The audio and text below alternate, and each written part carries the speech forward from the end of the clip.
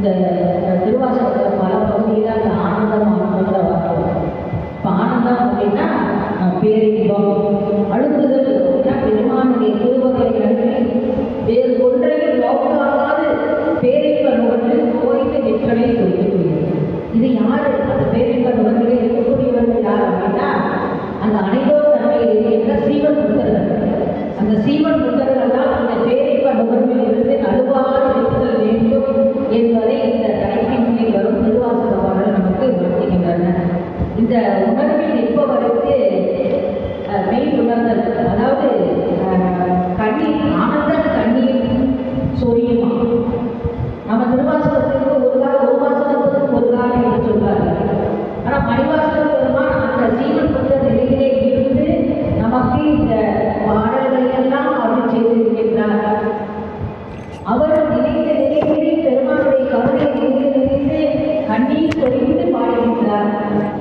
நாம கண்ணீர் சொல்லிட்டு போனால் நம்ம கவலையோடு கண்ணீர் சொல்லிட்டு அப்பா எனக்கு இதெல்லாம் வேணும் வேணும் கேள்விப்படும். நமக்கு அவங்களுக்கு அந்த வித்தியாசம். அவங்க அனைத்தோர் தன்மை அப்படி சீவன் இருந்த நிலையிலிருந்து பெருமானுடைய கருணையை நினைத்து கண்ணீர் சொலித்து பாடி புரிகின்றார்கள். நாம நம்மளுடைய கவலையை நினைத்து புரிந்து பாடுகின்றோம். அதான் அவங்களுடைய பக்குவம், அது நம்மளுடைய பக்குவம். நமக்கு தவ குறைவு. அதைத்தான் இங்கே நமக்கு ஆனந்தத்தை அழுகுதல். இது நமக்கு ஆனந்தம். எதில் ஆனந்தம்? உலக பொருளில் தான் ஆனந்தம். ஆனால் மாணிக்கவாசகர் பெருமான் அனைவர் தன்மையை கேட்க அந்த சீவன் புத்தர்களுக்கு ஆனந்தம்னா பெருமானுடைய அந்த கருணையை நினைத்து அந்த ஆனந்தத்தில் அழுது நிற்கக்கூடிய அந்த தன்மையிலே பாடப்பட்டது இந்த பகுதி.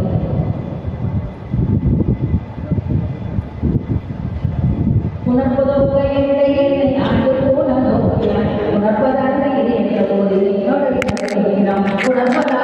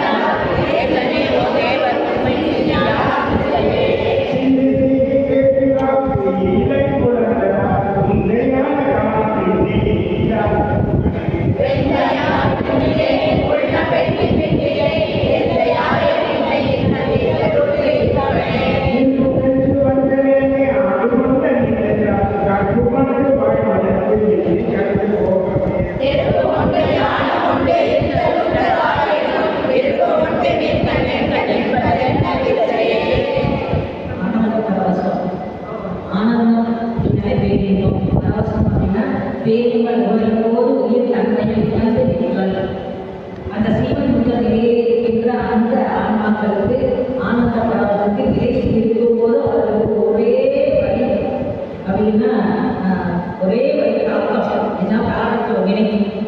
இந்த உடம்பு இருக்கிறதுனால பிராரத்த வினை அனுபவிச்சுதான் ஆகணும். அந்த பல வாசனை தக்காது இருக்கும்